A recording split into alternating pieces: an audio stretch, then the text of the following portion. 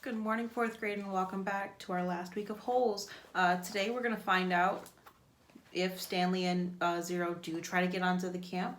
What's going to happen? Is the warden going to catch them? Are they going to get free? Are they going to steal another car? Let's see how it goes. Chapter 44. Stanley tried to sleep, not knowing when he'd get the chance again. He heard the showers and later the sounds of dinner. He heard the creaking of the rec room door. His fingers drummed against the side of the hole. He heard his own heartbeat. He took a drink from his canteen. He'd given Zero the water jars. They had a good supply of onions.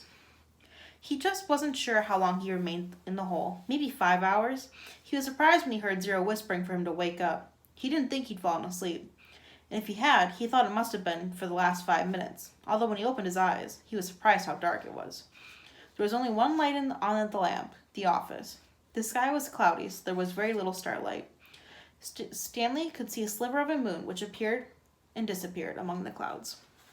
He carefully led Zero to the hole, which was hard to find in the darkness. He stumbled over a small pile of dirt. "I think this is it," he whispered. "You think?" Zero asked. "It is," said Stanley, sounding more certain than he really was. He climbed down. Zero handed him the shovel. Stanley snuck the shovel into the dirt at the bottom of the hole and stepped on the back of the blade. He felt it sinking beneath his weight.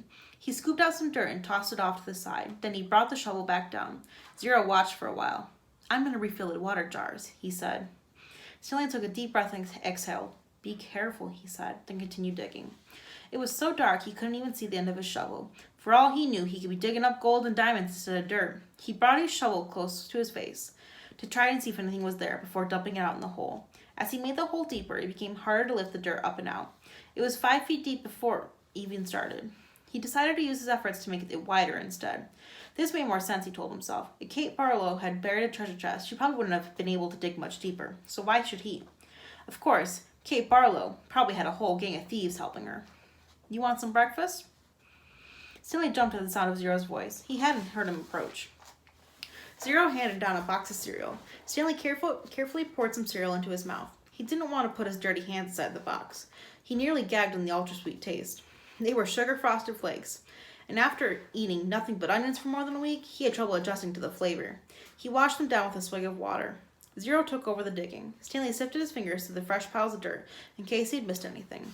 He wished he had a flashlight. A diamond no bigger than a pebble would be worth thousands of dollars. Yet there was no way he'd see it. They finished the water that Zero had gotten from the spigot by the showers. Stanley said he'd go fill the jars again, but Zero insisted that he do it instead. "No offense, but you make too much noise when you walk. You're too big." Stanley returned to the hole. As the hole grew wider, parts of the surface kept caving in. They were running out of room to make it much wider. They would have to first move some of the surrounding dirt piles out of the way. He wondered how much time they had before the camp woke up. "How's it going?" Zero asked when he returned with the water. Stanley shrugged with one shoulder. He brought the shovel down to the side of the hole, shaving off a slice of the dirt wall. As he did so, he felt some of the shovel bounce off something hard. "What was that?" Zero asked. Stanley didn't know. He moved his shovel up and down the side of the hole. As the dirt chipped and flaked away, the hard object became more pronounced. It was sticking out of the side of the hole, about 1.5 feet from the bottom. He felt it with his hands. "What is it?" Zero asked. He could feel just a corner of it. Most of it was still buried. It had a cool, smooth texture of metal. "I think I might have found the treasure chest," he said. His voice was filled more with astonishment than with excitement. "Really?" asked Zero. "I think so," Stanley said. The hole was wide enough for him to hold the shovel lengthways and dig sideways into the wall. He knew he had to dig very carefully. He didn't want the side of the hole to collapse, along with the huge pile of dirt directly above it. He scraped at the dirt wall until he exposed one entire side of the box-like object. He ran his fingers over it. It felt to be about 8 inches tall and about almost 2 feet wide. He had no way of knowing how far into the earth it extended. He tried to pull it out, but it wouldn't budge. He was afraid that the only way to get it was to start back up at the surface and dig down. He didn't have time for that. "I'm going to try and dig a hole underneath it," he said.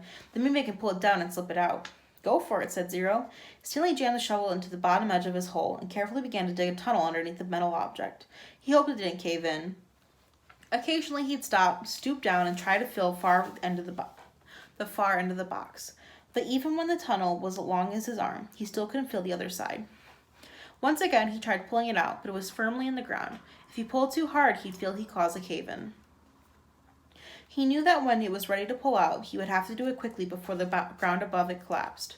As the tunnel grew deeper and wider and more precarious, Stanley was able to feel latches on one end of the box and then a leather handle. It wasn't really a box. I think it might be some sort of metal suitcase, he told Zero. Could you pry it loose with a shovel, Zero suggested. I'm afraid the side of the hole will collapse. You might as well give it a try, said Zero. Stanley took a sip of water. Might as well, he said. He forced the tip of the shovel between the dirt and the top of the metal case and tried to wedge it free.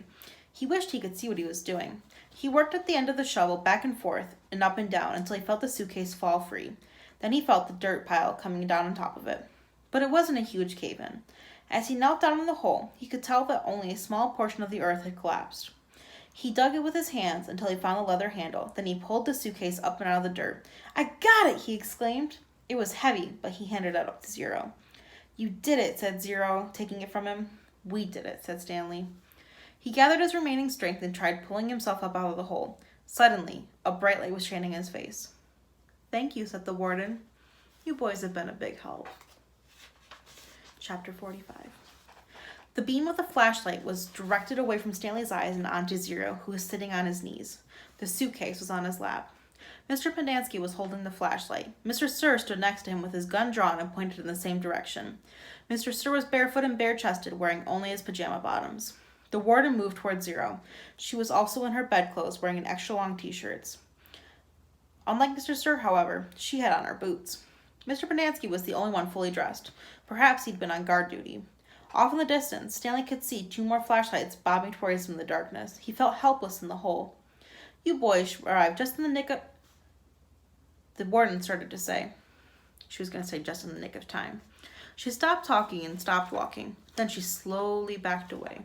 A lizard had crawled up on top of the suitcase. Its big red eyes glowed in the beam of the flashlight. Its mouth was open. Stanley could see its white tongue moving in and out between its black teeth. Zero sat still as a statue. A second lizard crawled up over the side of the suitcase and stopped less than an inch away from Zero's little finger. Stanley was afraid to look and afraid not to. He wondered if he should try to scramble out of the hole before the lizards turned on him, but he didn't want to cause any commotion. The second lizard crawled across Zero's fingers and halfway up his arm. It occurred to Stanley that the lizards were probably on the suitcase when he handed it to Zero. There's another one, gasped Mr. Pendanski. He shined his flashlight on the box of Frosted Flakes, which lay on its side beside Stanley's hole. A lizard was crawling out of it. The light also illuminated Stanley's hole. He glanced downward and had to force himself to suppress a scream. He was standing in a lizard's nest. He felt the scream explode inside him. He could see 6 lizards. There were 3 on the ground, 2 on his left leg, and 1 on his right sneaker. He tried to remain very still. Something was crawling up the back of his neck. 3 other counselors approached the area. Stanley heard one say, "What's going?" and then whisper, "Oh my God." "What do we do?" asked Mr. Pendanski. "We wait," said the warden. "It won't be very long." "At least we'll have a body to give that woman," said Mr. Pendanski. "She's going to ask a lot of questions," said Mr. Sir, "and this time she'll have the AG with her." "Let's ask her questions." "Let her ask questions," said the warden. "Just so long as I have the suitcase, I don't care what happens. Do you know how long..." Her voice trailed off, then started up again. "When I was little, I'd watch my parents dig holes, every weekend and holiday. When I got bigger, I had to dig too, even on Christmas."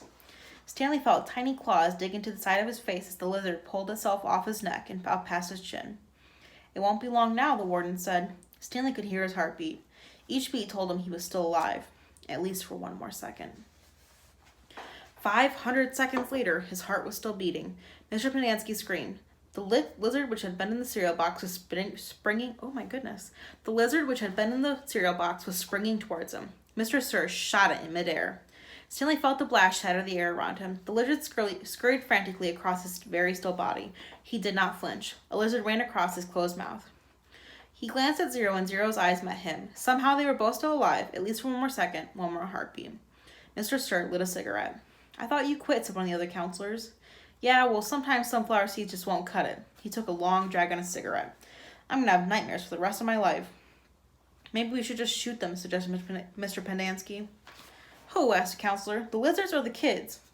Mr. Pendanski laughed grimly. "The kids are going to die anyways," he laughed again. "At least we got plenty of graves to choose from." "We've got time," said the warden.